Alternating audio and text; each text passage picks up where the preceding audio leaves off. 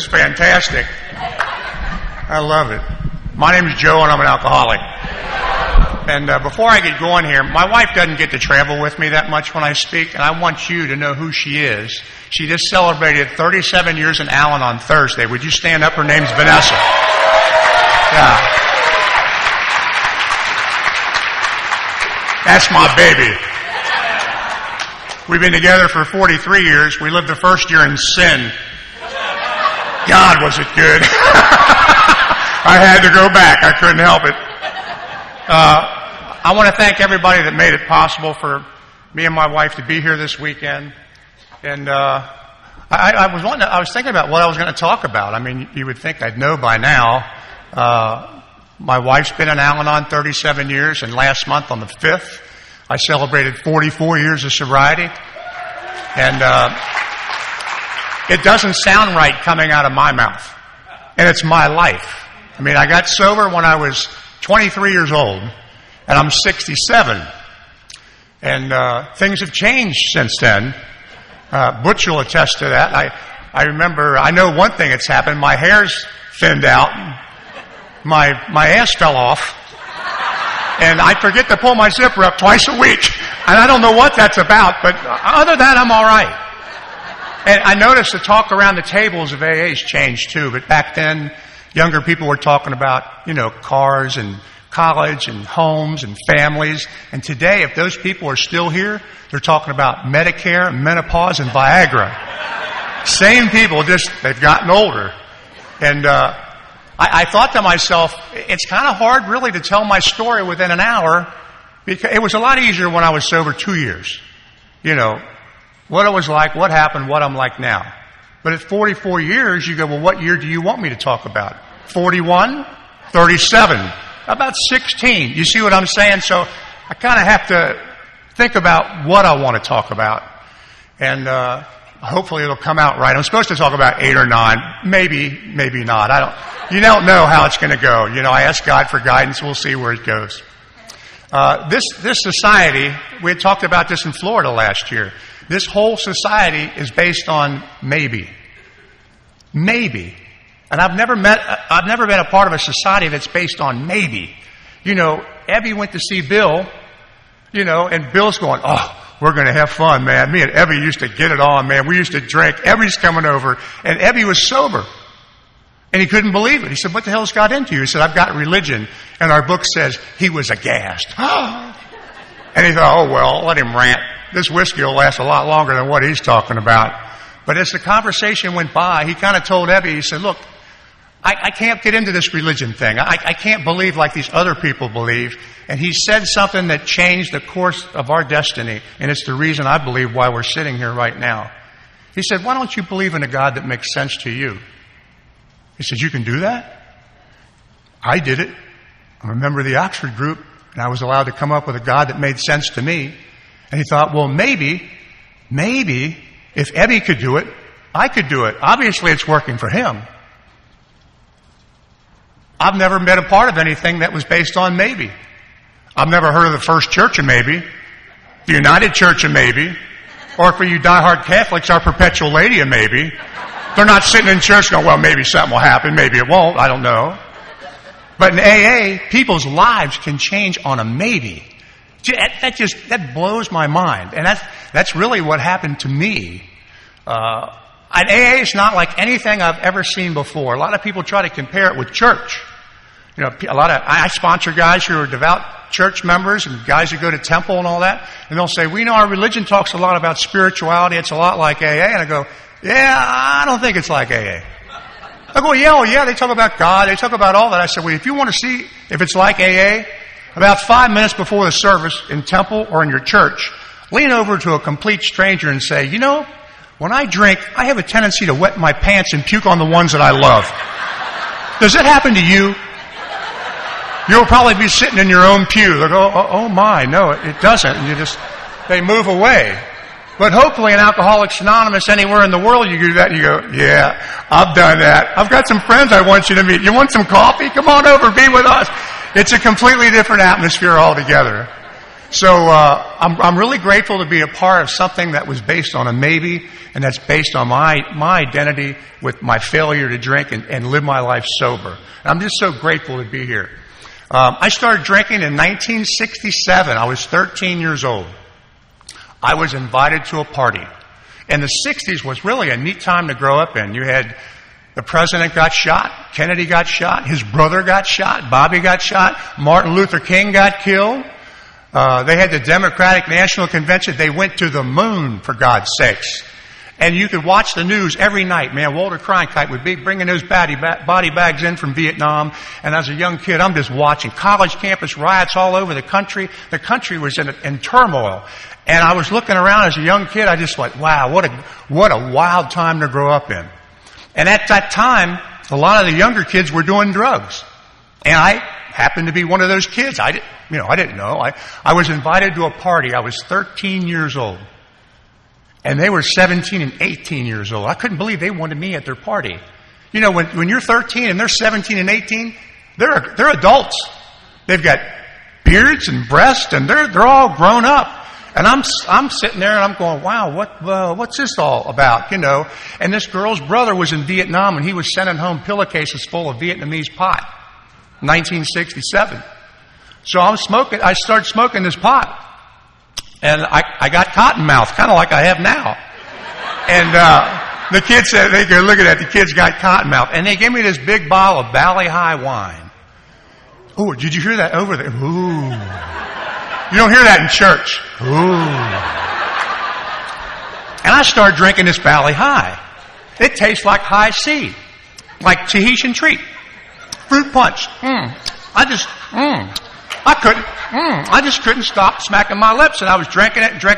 Before you know it, I had drank the whole bottle of wine. And I was goofy high from the Vietnamese pot, and now I'm drunk on this wine. And they looked at me and they said, you were supposed to pass that around. I said, well, nobody told me. I didn't know anything about party etiquette. I'm 13 years old. But what I remember that day is that when I walked out of that party, I felt 17 and 18 years old. I felt just their equal. And you know, we talk about the allergy to alcohol, and we talk about what Silkworth talks about, and a lot of it, what he's saying is true. But the thing I think that makes me alcoholic is the way I react to alcohol.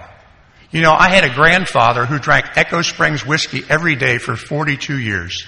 He stopped drinking alcohol at 82 years old because the doctor said, Teelis, you're going to have to stop drinking or we're going to cut your legs off.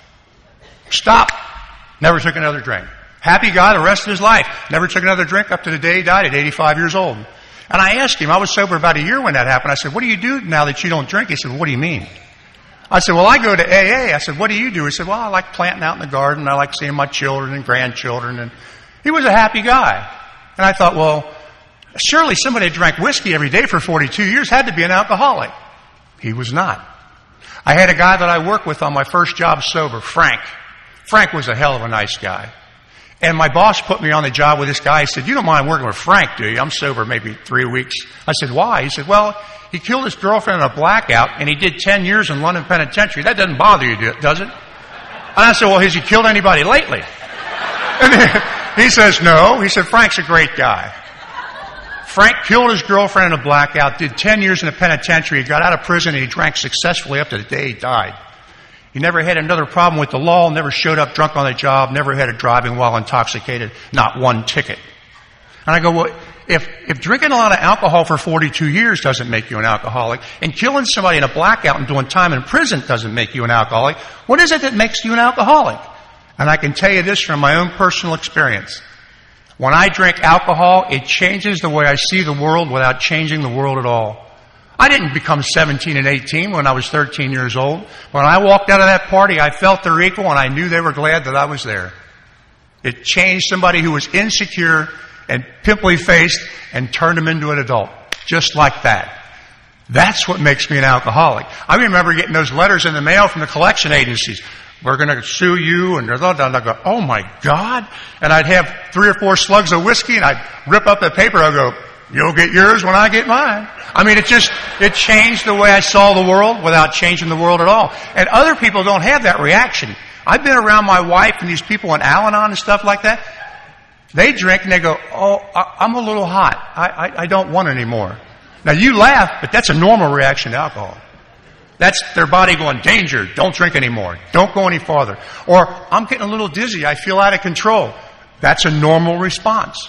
Mine is an abnormal response. It changes the way I see myself and it changes the way I see the world. And that's what makes me an alcoholic. I didn't bring up pot to offend anybody in AA. For God's sakes, it was 1967. I was 13 years old and I wasn't going, this will piss them off in AA in 2022. I didn't know it was coming, did you? It's a story. Relax. Relax. And the younger kids I was running around with, we're doing all these drugs, thinking we're doing something better than the older generation's doing. But the whole time, in the background is Boone's Farm apple wine, strawberry, Chianti, Southern Comfort, Stroh's beer. There was always something to drink the whole time. We were always drinking. I started drinking at 13 years old, and something happened.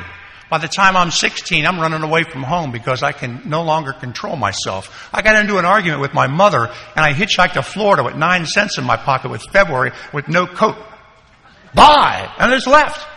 I hitchhiked all the way down to Miami Beach. I got a job as a busboy in a Chinese restaurant. I had hair out to here, one of those big afros where you turn your head and the hair would catch up to it. I'm the only guy in the restaurant that's not Chinese. I'm going, egg roll? And they're all laughing at me, going, that white guy. They're all laughing at me. You know, I'm thinking I'm making a career move. I'm living in a trailer park in North Miami Beach. 2 months later, I got homesick. Oh man, what am I doing here? I think I better go home. And I went home, and the same thing happened again. I was there for a while, and I got mad, or I did something. I got upset, and I hitchhiked to Florida again. Like my hair's out to here, and the guy I'm hitchhiking with, he's got hair down to his rear end, and we got stopped in Cordele, Georgia. And they don't like people that look like me in Cordele, Georgia. They pulled us over, and the guy walked up to me. There used to be a commercial on television. It was a Dodge commercial. Big fat guy with mirrored glasses, a sheriff. And he walked up to me, and he had mirrored glasses on. And the closer he get, the bigger my afro got. And I went, oh. And he walked up to me, and he looked at me and went, you white or black, boy? And I didn't know your rectum could tighten up that quick. And I said, oh. And I had just seen that movie Deliverance. You remember that, the movie Deliverance? I can hear that banjo going. I said, you know what they're going to do to us, don't you? Because I remember that part where it said, he's got a furry mouth on him, doesn't he? I go, oh my God. What in the hell? And they had fun with us. They scared us to death. And we walked out of town and hitchhiked down to Florida, and I ended up in a flop house in Naples, Florida. A religious flop house. I'm beating a tambourine on a corner going, what the hell am I doing here? And the same story. I got homesick and went back home after a month or two. And I'm a month away from graduating the 11th grade of high school. And the vice principal says, you're going to have to sit in class for the next month, but you can't graduate. I said, wait a minute. You want me to sit here, right? I can't graduate? They said, yeah. I said, yeah, I'm not doing that. I quit. She said, if you quit, you'll never amount to nothing. I said, you watch me. I had that you watch me attitude at 16 years old. And my father signed me into the Navy at 17 years old. I'm being pushed around by an obsession and I don't even know it. I'm in the Navy, and because I didn't have a high school diploma, they put me where they needed me. They put me in the bottom of a ship, down in the boiler room. I thought I had done it, went to hell. 110 degrees, ship moving all the time like that. And I go, oh, this isn't going to work. I got to get out of here. You see, alcohol called the shots to go in the Navy. And now I'm being pushed around by an obsession in the bottom of a ship in the Navy going, you got to leave because there's no alcohol here. I wasn't conscious of that. I didn't know I was being pushed around by an obsession. So instead of doing 4 years, I played a game to get out on flat feet.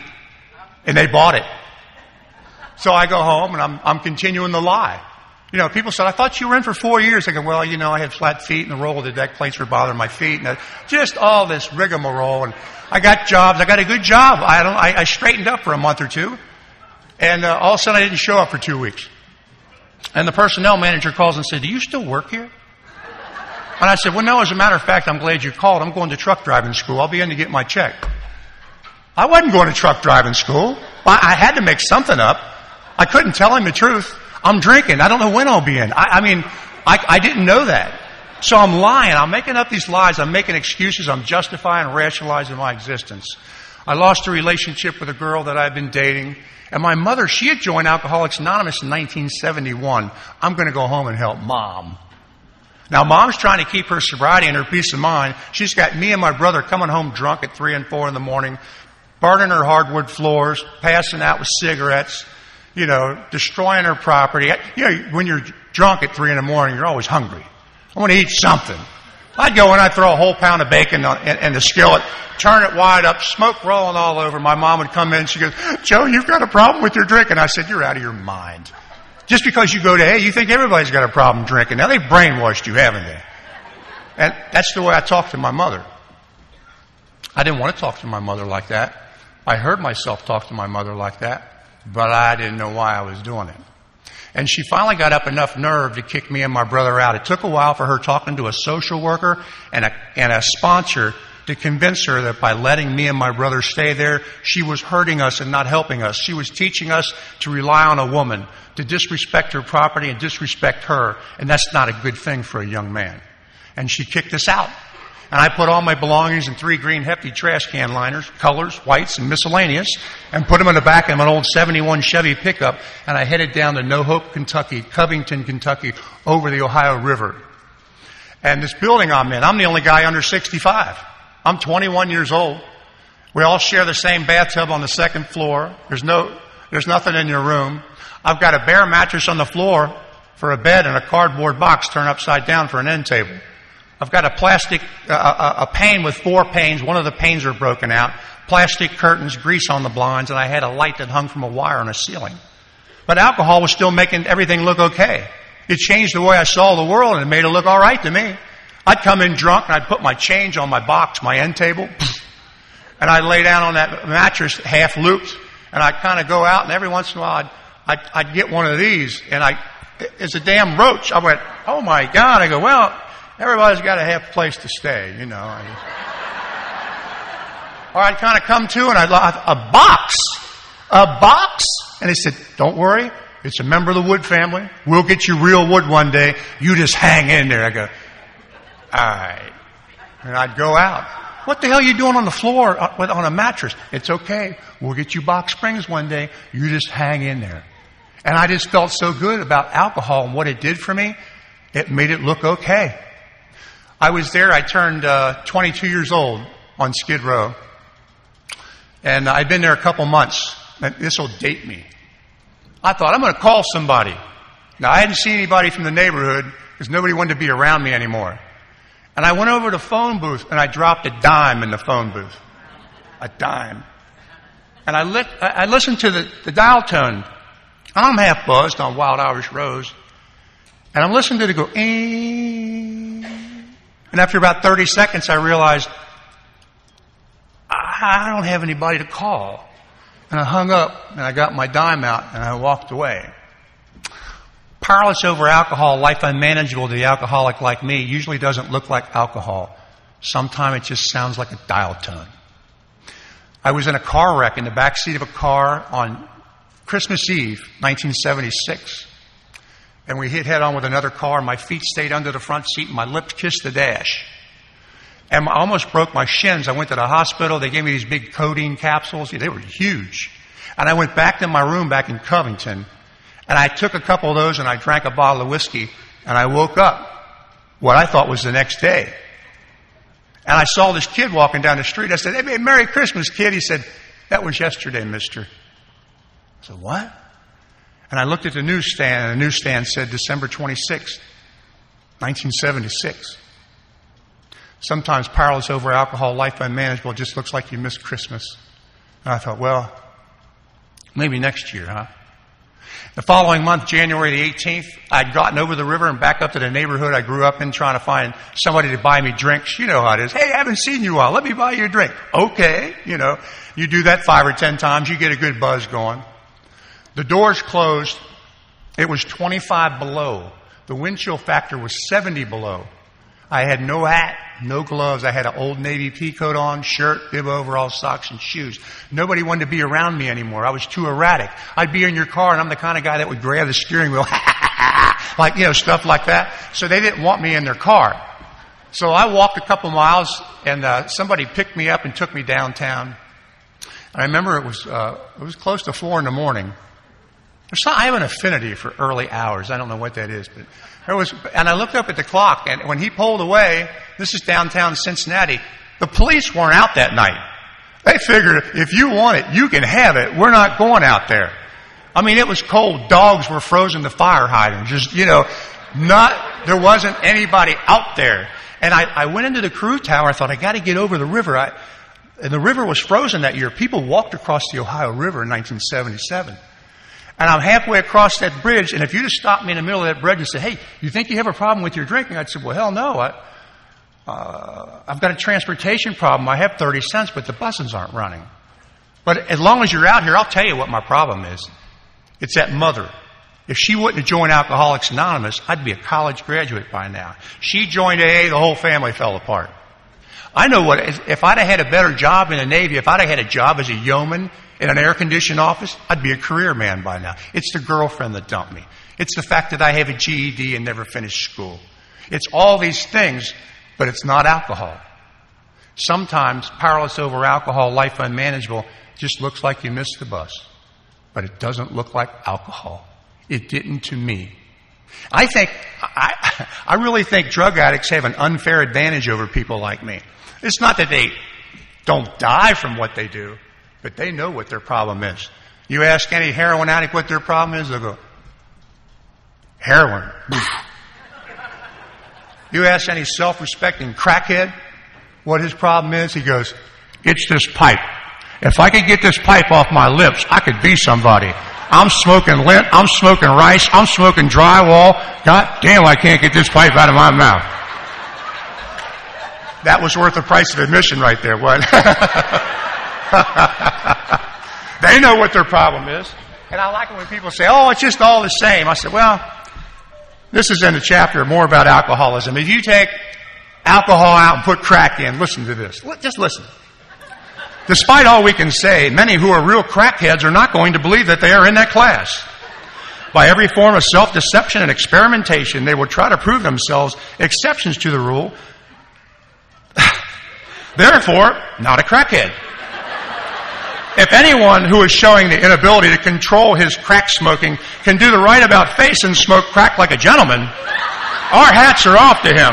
Heaven knows we tried long enough to smoke crack like other people.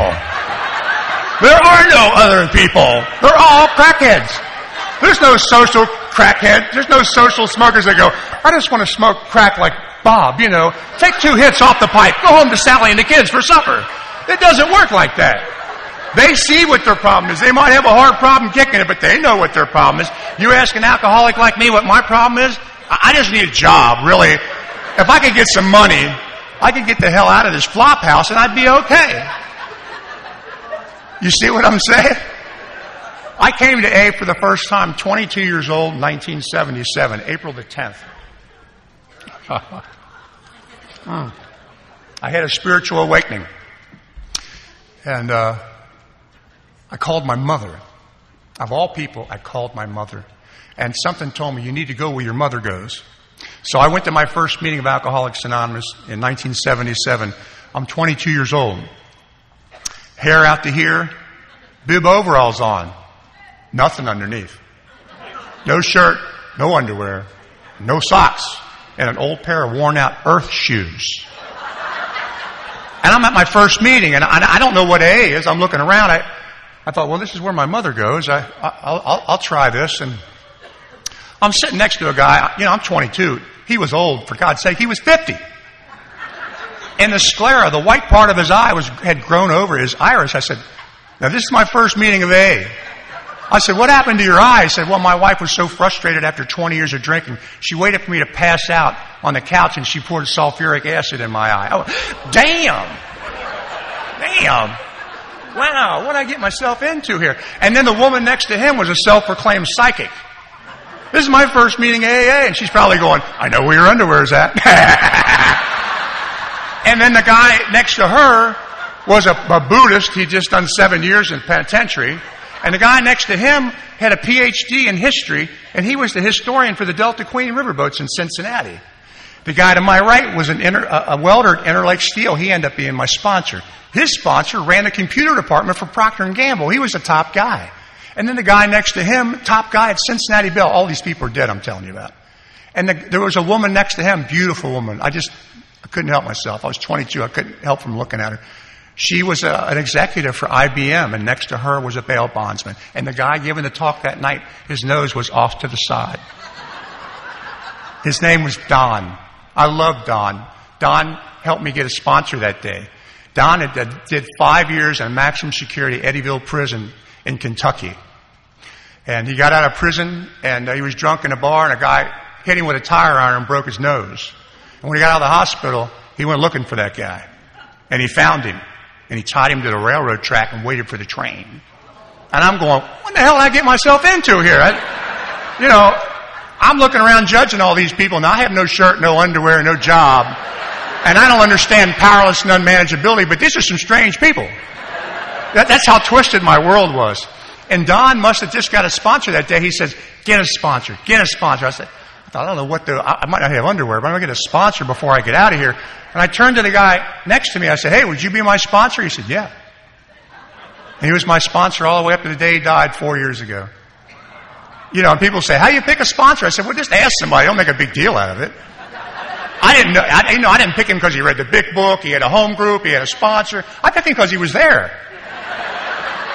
He had clothes on. I didn't have that. I thought, well, this guy knows a little more than I do. And he started to talk to me about how he got sober and what keeps him sober. It was a textbook 12-step on me. He said, I have a sponsor that I work with. I have taken the steps. I have a home group on Wednesday nights. And the people in our home group, we go into institutions, hospitals, penitentiaries, local jails, mental institutions. And he said, in this book, he said, and he slid the book across the table. Now, you got to remember, I don't have any clothes. No underwear, no shirt. You don't instruct people that look like that. They won't take instruction. And he just slid the book across the table, and he says, and I read this and try to do what it says to do. You might want to try it. It's helped me tremendously. He didn't say, I'm going to take you through the book line by line. You don't take me anywhere. I don't even know if I'm staying. I don't even know if you're not taking me nowhere. I mean, that was my thinking at that time. And I looked at the book. I thought, well, there's not one picture in this book, Mike. You would think they'd have a picture in there of like Bill Wilson passed out in the bathtub. Like, here's Bill drunk, here's Bill sober. I've got to get some of that. No, like one of those diet ads, And there was nothing in there. Now, I'm sitting there and I go, well, this guy's nice, but I don't really need a book right now. I need a job. I need clothes. I need a car. And this guy's wanting to give me a book? It was kind of an insult to my intelligence for a minute. I don't know how you equal intelligence and no underwear, but but that's where my brain was. And the people that were there that day, they're all dead. Everybody in my first meeting are dead, but the way they treated me that day set me up to be here in 2022. They talked to me about themselves. They didn't say, you do this and we're going to do that. I want you to do this. I would have said, sure, you're going to do it, but I'm not going to do it. Get the hell away from me. Because that's how I react to people that try to tell me what to do. But if you talk to me about yourself, I'll sit there and listen to you for hours. It's the way I'm wired. I don't do it on purpose. It's the way my brain works. And they knew that. They knew I was sick, and they knew I didn't know I was sick. They knew it. And they treated me with love and respect. And I come around to AA for 89 days. When I got the bright idea, I thought, I don't think I've had any problem with weed.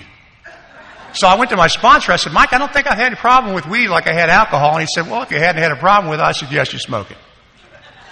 Oh, I got the best sponsor in AA. I got a weed smoking sponsor. He knew I wasn't going to not do it because he said, don't you do that. I was a daily pot smoker for 10 years. I hadn't smoked any pot in almost 90 days. I smoked some weed. I got so paranoid I had to drink. And people who used to get paranoid used to just piss me off. It's like, will you get out from under that table? What's wrong with you? It's weed, man. Come on. Now I'm the one under the table going, it's not good, man. It's not good. I drank a couple 8 packs of Little Kings to calm down. And I went back to AA, and my sponsor was there, and I told him what happened. I said, will you still be my sponsor? He said, well, yeah, why wouldn't I? I came back. I stayed sober 4 months the next time. Went back out to drink like I'd never been to AA. Scott suddenly would sneak up on me. There's a story in the big book about the guy that put the whiskey in the milk, which I thought that was the dumbest story I've ever heard in my life when I first read it. But it was like suddenly the thought entered my mind that I could put an ounce of whiskey and put it in the milk and I would be okay. I would leave meetings of Alcoholics Anonymous and suddenly would sneak up on me. I was sober 5 months the next time. I went to a meeting every day. I walked out of the meeting. It was a beautiful day like today. It didn't have a problem in the world. And I'm walking down the street and suddenly my head said, you know, a bottle of MD 2020 would be really good right now. And my head said, well, you're a big boy. Why don't you go get it? And I went and got it like I'd never been to AA. And I thought, I must be one of those people who are constitutionally incapable of being honest with themselves like they talk about. Man, that's bad when you're a loser in AA. I'm a loser in AA. I thought I was a loser before. Now I'm a loser in AA. Doesn't it make you a double loser? It's the opposite of a double winner. I'm a double loser. I came back in and out of AA. I went through, I was staying at my cousin's house. I got off of Skid Row. My aunt was having heart surgery, and this was back in the 70s, and they kept him in the hospital like 10 days to 2 weeks back then. And I went out there, and he was dealing drugs, you know, and I was going to AA, and he happened to give me 2 RJS Black Mollies. I said, okay, like I'd never been to AA. I popped them. I cracked. I was an amphetamine addict as a young kid. I'd eat amphetamine, stay up for days drinking alcohol. You loved it. Love it. You never passed out. You never fell down. You could just keep going. Well, the filter that filtered that stuff out either was plugged or gone. Because on that day, I cracked. It was like I was crying. It's not good, man. Everything's not good. And I walked from his house to the AA clubhouse in the rain in November. 9 miles in the rain. And when you're like that, in that state of mind, time and distance means nothing. I'm drinking bottles of After Hours and Mellow Days, you know, stuff that doesn't have any grapes in it at all. I'm trying to calm down, and the alcohol's not doing it anymore. And I finally got to the Oak Street clubhouse, and this guy walks up to me, and the first thing he said, he goes, do you need to go to the hospital? It's not good, John. It's just not good, man. And he could just see I was frazzled. I was gone. And he took me to a hospital in Batesville, Indiana, and I was in there for 3 weeks. The guy drove me out there. He left me a carton of cigarettes and put a $20 bill in a carton. And these people from AA would come see me. And I didn't understand what powerless over alcohol, life unmanageable was. I'm in the hospital. I've been to AA many times, and now I'm in the hospital for alcoholism, and I'm in a room with this guy. He was old. He was 60. You know, I'm 22 years old. And man, the room stunk. God, oh, the sheets and my pajamas and the pillowcases. It smelled like that guy, just like formaldehyde. It's like, I got to get another room or something. This is bad. And the next day, the guy was gone. I said, where did he go? They said, oh, he died last night. I said, thank God. He just smelled so bad. It never occurred to me that I'm in that room for the same reason he is. He just died before I did. Right over my head. Sometimes powerless over alcohol, life unmanageable. This smells like stinky sheets. It doesn't look like alcohol. And a week out of there, I was drinking like I'd never been to the hospital. And it just set up this cycle of demoralization of going in and out of AA. And I'd see people that had come to see me in the hospital. I went, oh man, there's those people that come to see me. What am I going to tell them? You know, and they were friendly. They knew I was sick. But I didn't understand that I was sick the way they knew I was sick. And I came back to AA on October the 5th, 1978, which has been my sobriety date so far up to today. And I knew I wasn't going to stay sober. I know our book says we had to fully concede to our innermost selves we were alcoholic. This is the first step in recovery. I know it says that. But I'm here to tell you I didn't choose that. I didn't sit down and go, today's concession day. I surrender. No. I would have bet my life that I'm not going to stay sober like the last 20 or 30 times that I've been in AA. That what's going to happen is my mind's going to clear up. I'm going to come up with a plan. I'm going to get the hell out of here because I'm not like these people. But something inside of me here changed. The surrender to my alcoholism happened without my approval or without my say-so. It was not my choice. I never chose to be an alcoholic, and I never chose to get sober. I thought being sober is not drinking and going to AA. I didn't know what sober was. I was sober about 3 days, and I had gotten into another flop house in those dry periods on the right side of the river over in Ohio. Same thing. I'm the only guy under 65. Nobody has a phone. It's totally furnished. It's like $18 a week. The landlord had a phone, and she yells down the hall, "Hey, Joe, there's some guy from Alcoholics Anonymous wants to talk to you on the phone." I went, "Oh, man. They know I'm an alcoholic now." I mean, they saw me coming in bouncing off the walls week after week. I'm sober now. I don't want anybody to know. And I got on the phone. I said, "Mike, don't do that. Don't tell them you're from AA. I don't want these people to know I'm in AA." And he said, "I need somebody to talk down at the jail tonight." And before I could say anything, he said, "If you're going to do it because it's going to keep you sober." I said, "What am I going to tell those guys? I'm sober 3 days." He said, "Why don't you tell them what it's like to be sober 3 days?" I said, "Okay." And I hung up and I went, "Oh, that was dumb. That was dumb." I didn't understand what was happening to me. And I'm on the bus. I got less than $1 to my name, and it's fall, and the leaves are blowing around. It's kind of balmy like it is now. I'm sitting with hair out to here. Just me and the driver's on the bus. He's making the last run back to the barn. And the driver's looking at me, and I thought, "What are you looking at?" And it hit me. I'm the only guy to look at. There's nobody else on the bus. And I remember the smell of the diesel fumes, and I could hear that diesel engine going, and I'm going, "What are you doing? You're going to go meet a guy that you don't like, to talk to people you don't know, to tell them what it's like to be sober 3 days? You have lost your better judgment." And I went and I talked at that jail, and we walked out, and he said, "See, that helped you stay sober." I thought, "You're dumber than I thought.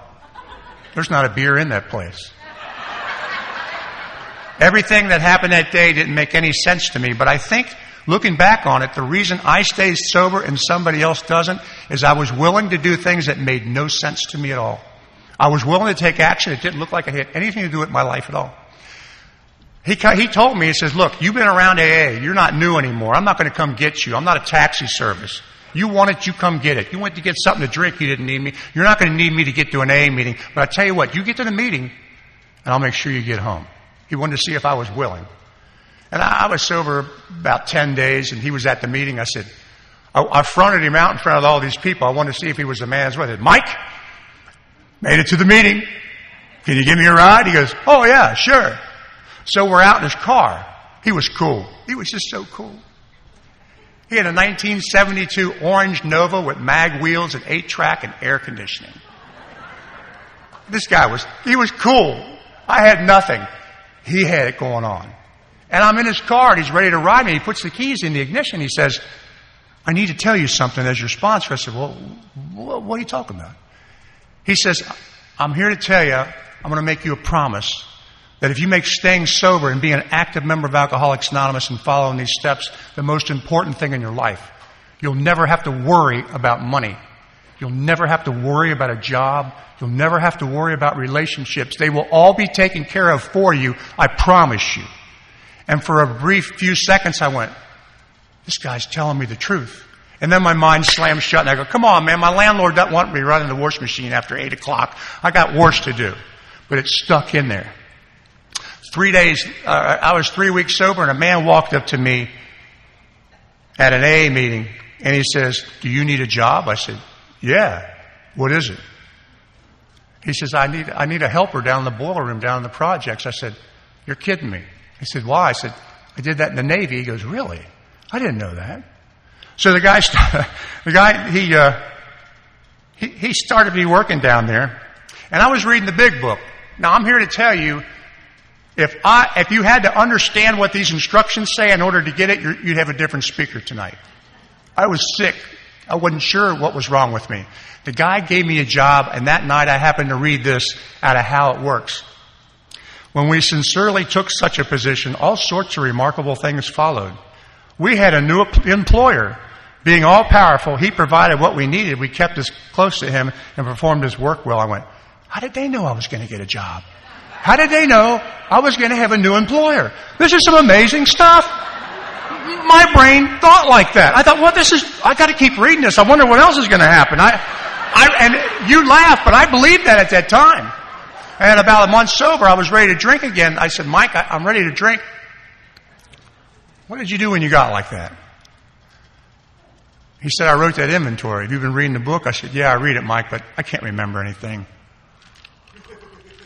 I can pronounce the words, but it's like the bottom of my mind has Swiss cheese holes in it, and I'll read a paragraph, I forget it, and I'll read it again, it's gone.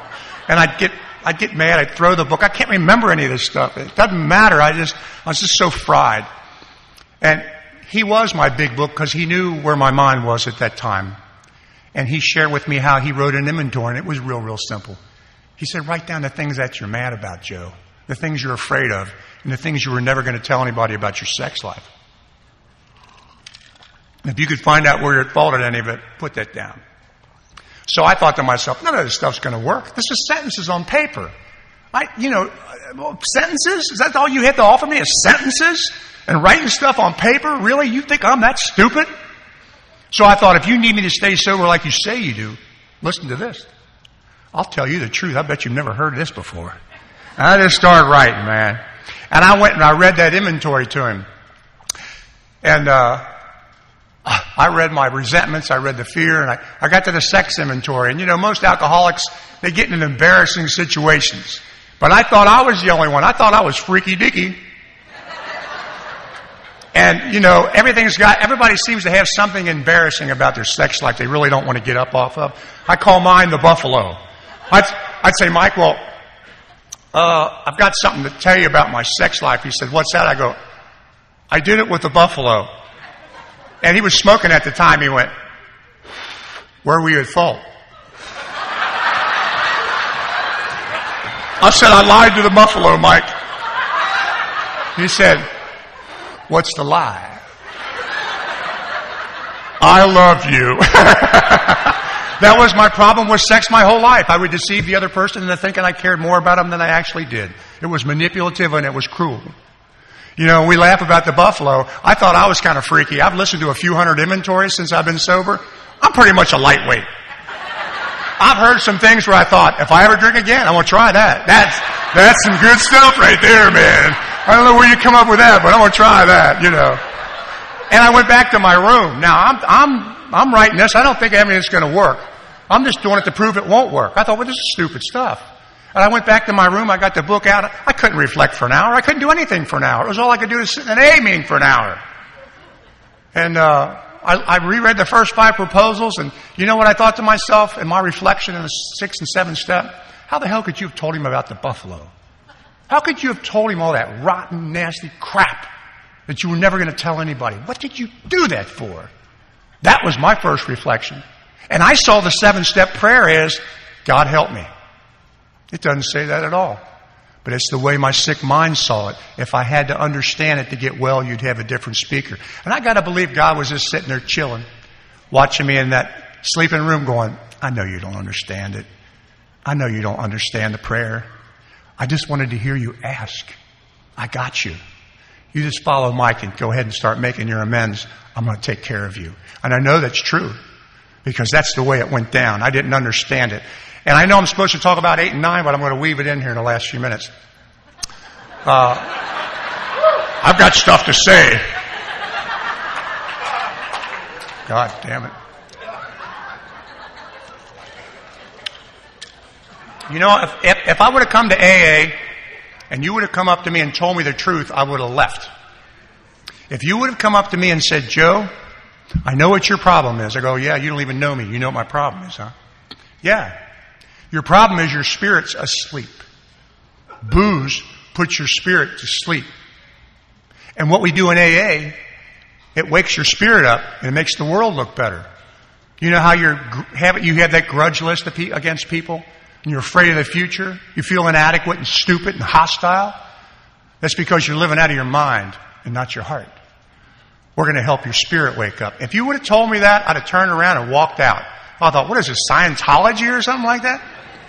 But that's exactly what happened because at 2 months sober, something happened. The biggest thing I got out of the 5th step wasn't that I saw that I was selfish, dishonest, self-seeking, or frightened. Yeah, I saw that. I was kind of shocked to find out it really was me that it really wasn't those other people. You know what got me? You know what really sold me on it? Is the next day I saw my sponsor at AA, and I know what I told him the night before. I let it all out. I know what I told him, and he was happy to see me. Hey, how you doing? We're going to this meeting. You want to go out and eat with us after the meeting? And I thought, I know what I told that guy. It was the most dirty, rotten crap I've ever told anybody in my life. And he still wanted to be around me. Do you know how that touched me? It wasn't about the fourth column. It was about this guy saw all of me, the good and the bad. He helped me see where I was selfish, dishonest, self-seeking, and frightened by sharing his life with me. I remember him saying, do you see where it faltered any of this? I go, well, no. What do you mean? I had no clue. And by him talking about himself, it opened the door where I could see me. And at 2 months sober, I'm down in the ghetto. The guy that gave me the job, I'm in one of the roughest housing projects in the States, downtown Cincinnati. It's 2 a.m. I come up out of this building. Rats, roaches, people throwing garbage out windows. An 82-year-old woman got shot for $9 a week before. They slaughtered a goat in a drying room the other day. I mean, it was like a circus. It was like the Wild, Wild West. And I come up out of this building. It was December the 10th. It was snowing real light. It was like the first time I'd ever seen snow. And the air was fresh. And I was at peace with myself. And I was consciously aware of where I was at. And I was okay. I owed people money that I needed to pay off. There were relationships that were broken that were going to take a long time to straighten out. Other ones were never going to get straightened out. I hadn't established my position in society, my education, what I was going to do. And I realized standing there that day, it doesn't matter. It doesn't matter what I do. I'm okay. My spirit woke up in the projects in Cincinnati at 2 a.m. And I went to talk to my sponsor. I said, am I out of my mind? Have I lost my mind? You know I lie to myself. I go in and out of AA a lot. And he goes, no, Joe. He said, it sounds to me like you're free. I said, I am? He said, yeah. He said, that's what the steps do for the alcoholic. They remove the obsession and render us happy, whole, and useful. It sounds like you're free.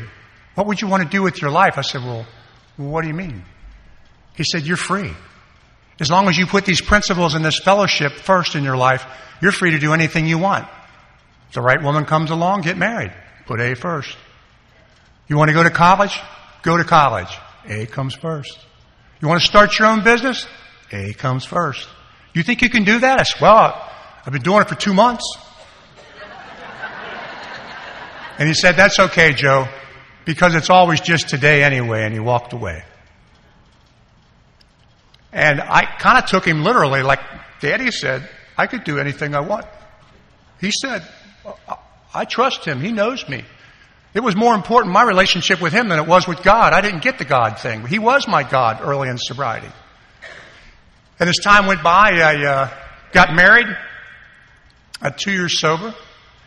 And I got a pilot's license. I learned to fly a plane. Couldn't believe that. And somebody said, well, why are you flying a plane? I said, my sponsor said I could do anything I want as long as I put A first. What'd yours tell you? Call them every day at 5? You got screwed. Shoot. Yeah. Sober about, 78. Sober about 5 years, my wife had a little baby. I used to say we had a baby. I saw it. She had the baby. I thought to myself, things will never be the same. I just looked at it. I said, oh my God. And we named him after my sponsor, Mike. And a year later on the same day, she did it again. I told her, whatever you're doing, knock it off. Both of our sons were born 1983, 84 on the same day, November 20th. And this boy was born with his feet on upside down. His feet were turned in like this and completely upside down like that. I watched him walk around the coffee table at 10 months old on the tops of his feet. Now, we know what the chapter Working with Others says. Nothing will ensure our sobriety is intensive work with others. But on that day, within 4 hours of that little boy being born handicapped, I'm sitting in a courtroom. And I'm watching this alcoholic come in with shackles on his ankles and handcuffs to a waist belt. He had been to AA before, didn't think he needed it. He said, Joe, I don't think I'm an alcoholic. I might be a drug addict, but I'm no alcoholic. That alcoholic was my brother. He was at a pretrial sentencing, and my mother's sitting there crying. My father's rocking back and forth like a tiger in a cage. And I looked at him, and I looked at me, and I thought, what's the difference? And the difference is I had you. I had Alcoholics Anonymous. I walked out of that courtroom, and as if though everything slowed down. I walked because the walk light said walk. It was like I was on acid or something. The cars going by. And I went to my car, and I had rust on the door. And that rust bothered me before I went in there. And on that day, I realized that's my rust. That's my door. That's my car. He's going to see rust on bars what turned out to be 20 years. And I got pictures to get developed of our children. Children he had taken away from him permanently because of alcoholism. Never to watch his daughter walk down the aisle. Never to watch his son play a knot-hole baseball game. And something inside of me says, I'm taking care of you. Be grateful for what you have. And I went to the hospital and I told Vanessa, I said, everything's going to be okay. Everything's going to be okay. She says, how do you know everything's going to be okay? I said, because I watched an alcoholic today lose the right to ever be a father to his children for the next 20 years. That if we have to push this boy in a wheelchair, I'll be able to bend down and give him a kiss and say, I love you, boy. That I haven't done something so terrible on a drunken stupor that I have to be removed from society like I saw this guy today who happened to be my brother. My brother saved me from going into the depths of self-pity or depression.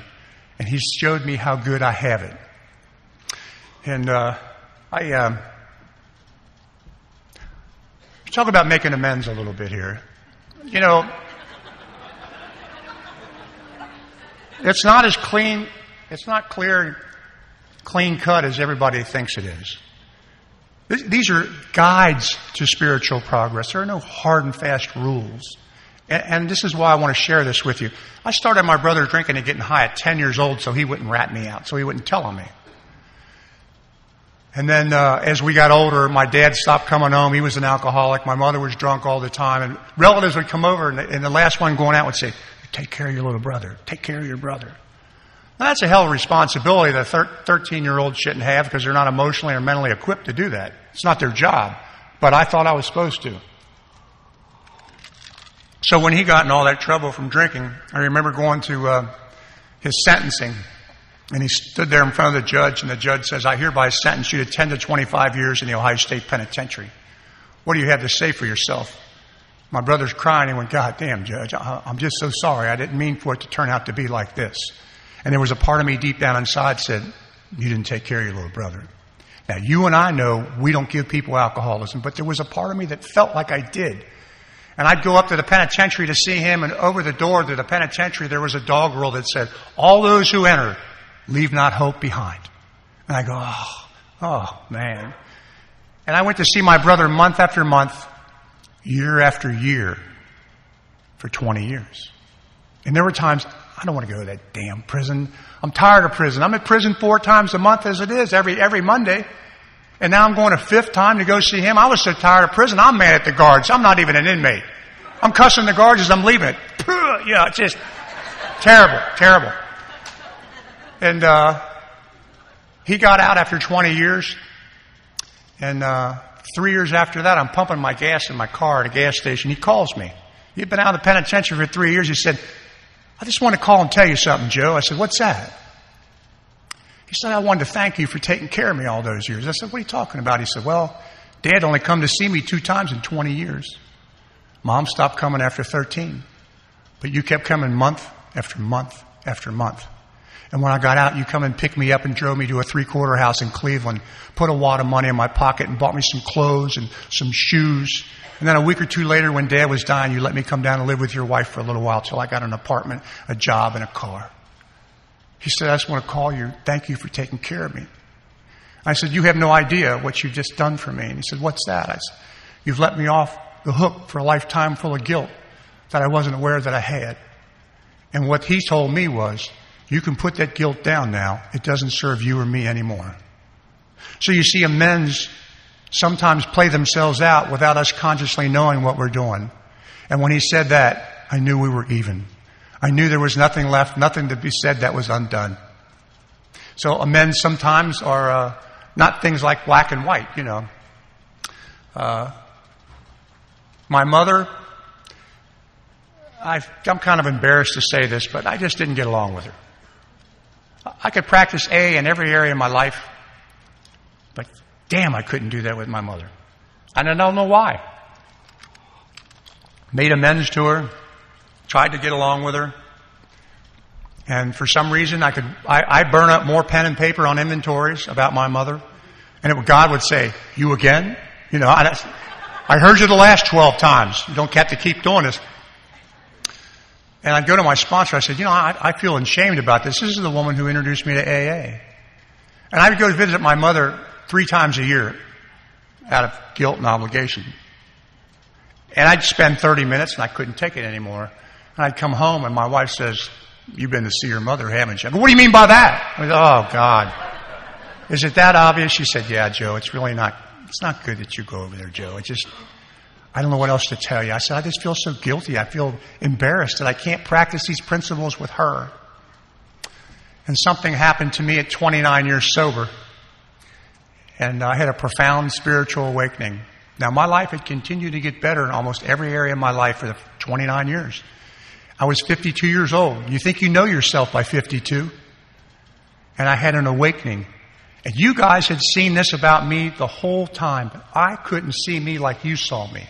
And it's not true till I see it. You could tell me all day, but until I see it, it's not true. And I saw a flash of who I was. It was like and I saw the totality of my life, all of it, in a brief second. It was as if though I was looking at the tapestry of my life. And it's everything I'd ever said and done my whole life. And I saw how I was looking at the world from a defective point of view of myself. I saw myself as GED Joe, and I didn't know it for years. It wasn't here. It was deep down inside. I remember climbing a mountain over in Africa. I took my son when he was 14. We climbed Mount Kilimanjaro, and people said, "Why'd you do that?" I said, "My sponsor said I could do anything I wanted." And on the way up, you meet different people from around the world, and you stood around the campfire at night after a day's hiking. And what do you do for a living? And this guy, well, I'm a political science professor in Austria, and this is my daughter, Christina. She teaches German in England. And there's 2 PhDs from telecom, and there's 2 German soldiers over here, and they go, "What do you do for a living?" Hell, I boil water. I was a licensed stationary engineer to run power plants in the state of Ohio. But the way I presented myself was, I boil water. Kind of like, I'm really not supposed to be here. Keep that on the down low, okay? A few years later, I'm paddling down the Peruvian Amazon. People said, "What'd you do that for?" I said, "My sponsor said I could do anything I want." "What'd yours tell you?" "Call him every day at 5. And I'm paddling down the Amazon. Then it gets to, "What do you do for a living?" And the guy behind me says, "I own my own construction company out of Oakland, California." Guy behind him saying, "I've got my own tech company out of Vermont." And they go, "What do you do?" I go, "Still boiling water, boys. Still boiling water." Do you see how I was presenting myself to the world? I'm on the same mountain with these people. I'm paddling the boat, but I really shouldn't be there. And this is what I saw. And this has always been true for the last 29 years, but it wasn't true till I saw it. That I'm one of God's kids. I'm a happy, respected member of Alcoholics Anonymous. I'm a homeowner, respected member of my community. I'm a husband, a father, a grandfather, a pilot, an engineer, a world traveler, and a pretty good speaker, if I say so myself. I didn't know that for a long time. People would come up and say, "Ooh, you should be in sales." I go, "Why do they say that? I don't get it." I couldn't see it. And I come to find out I had nothing to do with the GED the whole time. My ego wanted to figure out, why do you feel poorly about yourself? And it hung the idea on the ego. And what it was is alcoholism just caused me to feel poorly about myself. I don't feel poorly about myself anymore. I'm with you. You have done for me what alcohol used to do. I can come to you no matter what's going on in my life, and you can help change the way I see the world without changing the world at all. About 5 years ago, I retired, and I was 62 years old, and my wife had a lot of health problems. She had 5 heart attacks, 19 angioplasty, 4 stents, and brachyradiation on her heart. And I thought, you could retire. You're not going to change your financial destiny if you retire now. And if you don't retire, you'll never forgive yourself if she has heart attack number 6 and you chose your job over her instead of spending an extra day a week with her, the woman who supported you all these years. So I retired to be with my wife one more day a week. That's why I retired. Not because the numbers were right, but time was of the essence. And a couple of months later, she had her 6th heart attack. And she had to have open heart surgery. And about a week before the surgery, I'm sitting on a couch. And I looked at her and said, "Don't die on me. Please don't die on me. You're the only woman I ever loved. After you, there's not going to be another one. I don't have enough time or energy to devote to a relationship. And even if you're gone, I would have felt like I was cheating on you. I just couldn't do it. God damn, don't die on me. You taught me what family was about. I came from a sick, twisted, alcoholic home. It was violence. Affection was conditional. You get along with us, we'll do fine. But if you act up, we'll beat the hell out of you." And they did. She loved me for the way I was. She saw me, the good and the bad, all those years. And she looked at me and she says, "I'm not going to die, Joe." And I went to some meetings and you helped change the way I see the world in the meantime. And I came home and we're sitting around talking. I said, "You know what I said about don't die on me?" She said, "Yeah." I said, "I'm okay if you die." I realized that I was taking this personal. That had I never met you, you would have had 6 heart attacks, 19 angioplasty, 4 stents, and brachy radiation. But because I love you, I'm taking it personal. I'm okay. And she said, "I'm okay with dying too." And we let go of it together. And she had the operations, and not long after that, somebody said, "Where's your wife?" I go, "I don't know. She's out running around somewhere. I can't find her." And I knew everything was okay. So you people that have been to your first conference this weekend, hopefully you listen to this brain damaged guy walking out of here going, "If it worked for that guy, I'd make a genius out of me." Okay? But I want to let you know how precious you are to me. I don't take any of this for granted. I've been doing this for 40 years at these conventions like this. Flying into Newark, I thought, they want me to be at their convention. They want me to share their lives, my life with them, and they're going to share their lives with me. And I saw the sacredness of it, and I was just overwhelmed by it. So if you're new, I'm going to make you a promise that if you make staying sober the most important thing in your life above everything else, you'll never have to worry about money. You'll never have to worry about a job. You'll never have to worry about relationships. They will all be taken care of for you. I promise.